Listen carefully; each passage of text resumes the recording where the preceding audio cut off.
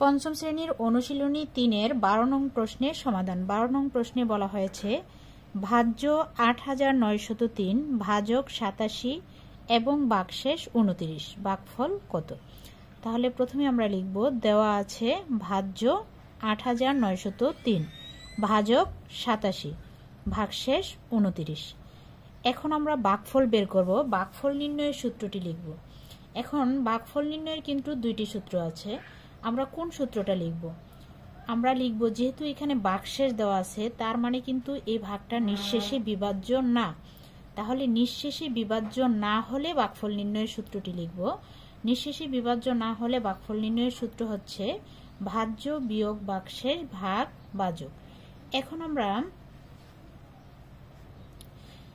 মানগুলো বসিয়ে দিব। ভাজ্য কত দেওয়া আছে? ৮৯০৩, ৮৯০৩ বিয়োগ ভাগশেষ কত দেওয়া আছে? ২৯, ভাগশেষ ২৯। এবার ভাগ চিহ্ন দিব।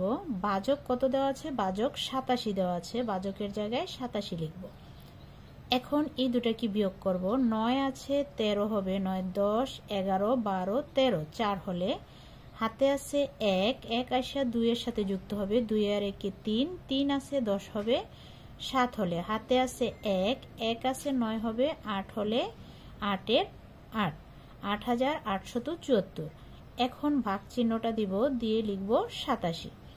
এখন ৮৮৭৪কে ৮৭ দিয়ে ভাগ করতে হবে। ৮৭ দিয়ে ৮৮৭৪কে ভাগ করব। এখানে ৮৭ দুইটা অঙ্ক আছে, প্রথমে এই দুইটা অঙ্ক নিয়ে ভাগ করব। ৮৮কে ভাগ করব, তাহলে ৮৭ ৮৮-র মাঝে একবার ভাগ যায়, ৮৭ একে ৮৭। এখন একটি দাগ দিয়ে বিয়োগ করব। ৭ আছে ৮ হবে, ১ হলে এই ৭ নামিয়ে আনবো। এখন ১৭ হলো। এখন ৮৭ থেকে ১৭ ছোট, যদি আমরা একবারও ভাগ দিই তাহলে কিন্তু বেশি হয়ে যাবে, তাই ০ দিয়ে ভাগ করতে হবে। ৮৭ ০ ০। এখন বিয়োগ করব, বিয়োগ করলে থাকে ১৭। এখন এই ৪কে নামিয়ে আনবো। এখন ৮৭ ১৭৪-এর মাঝে কয়বার ভাগ যায় এটা বোঝার জন্য আমরা এখান থেকে একটি অঙ্ক বাদ দিব, এখান থেকে একটি অঙ্ক বাদ দিব। ৮-এর নামটা ১৭ পর্যন্ত পড়ব। ৮ ১৭-এর মাঝে কয়বার ভাগ যায়? ৮ একে ৮, ৮ দুগুণে ১৬, দুইবার ভাগ যায়, তাহলে আমরা দুইবার দিব।